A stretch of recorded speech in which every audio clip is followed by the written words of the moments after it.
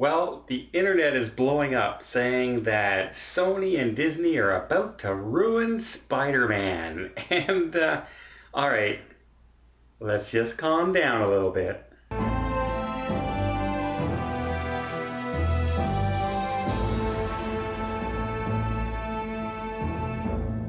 So first, to understand what's going on, you have to know a little bit about the original agreement and the business aspect of this.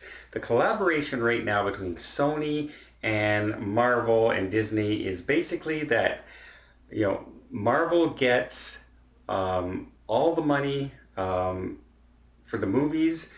Disney gets all the money for theme parks and characters and putting characters in their theme parks and is allowed to use them in their Avengers series in the MCU. They're allowed to use Spider-Man for those movies, but the single produced movies of Spider-Man, so Far From Home and Homecoming, are Sony properties, and Disney only gets a very small percentage of that money.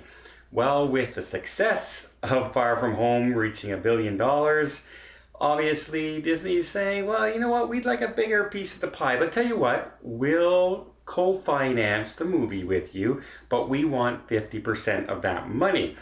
Right away, people think, well, that sounds like a pretty good deal. If they're sharing the risk of the movie, they're getting, 50% of the profits. That sounds like a fair deal because, Spider-Man became much more popular when it joined the MCU and it joins all this. However, they're not allowing for a percentage of the Spider-Man revenue from other movies where Spider-Man appears. They're not allowing for revenue from the theme parks or from merchandise. So Disney's really going from asking 5% of the movie profits to 50% of the movie profits. And Sony just heard that and they kind of just went, no, the heck with that idea.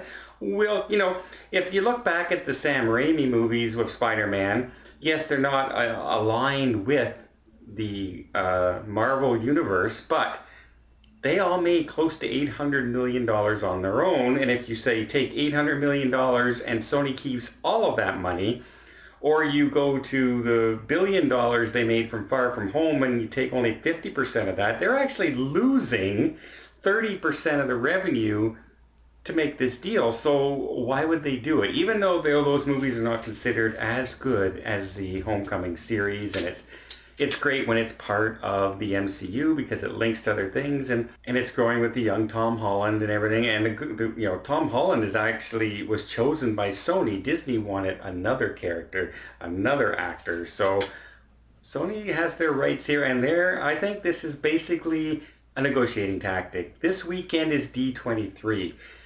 Marvel has announced the upcoming MCU universe that's coming out. Well, they just killed off Captain America. They just killed off Iron Man.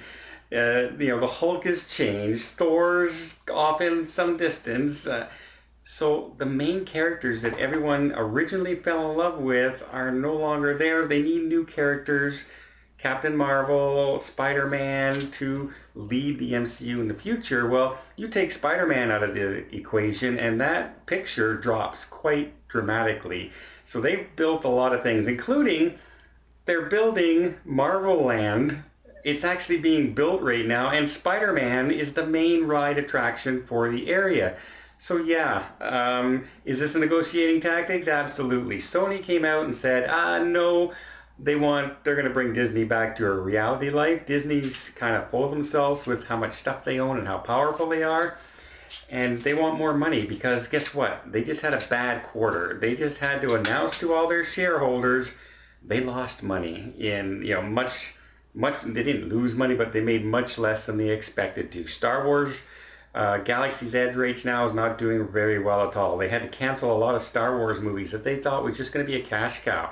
Money, money, money being thrown at them, and that's not happening anymore. They've really toned that down. In fact, most of the Star Wars things that we're talking about now is going to their streaming service. So, and as far as the upcoming movies concerned, for the next 2 years, we have Black Widow in the MCU, we have the Eternals, we have Thor, Love and Thunder, which people are already a little concerned about because they don't know if it's going to be with Thor, if it's going to be the new female Thor, and what's going to happen there.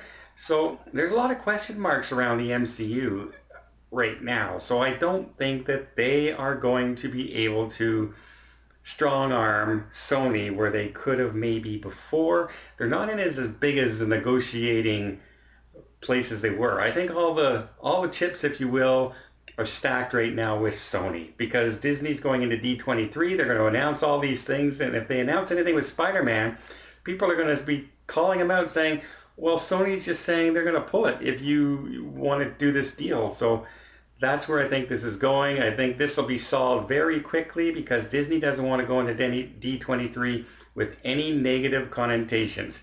They already are worried about Star Wars right now. Galaxy's Edge is not doing well in the theme parks. They just had a bad quarter of the year, and it's not looking any more promising for the next quarter as well. So do they need more bad news? I don't think so. So that's where we stand. Don't worry too much. I think Spider-Man's going to remain just the way it is. Well, I hope you liked this video. If you did, why not hit that like button, maybe hit the subscribe button for more of our content. And if you like, check out some more of our videos right now.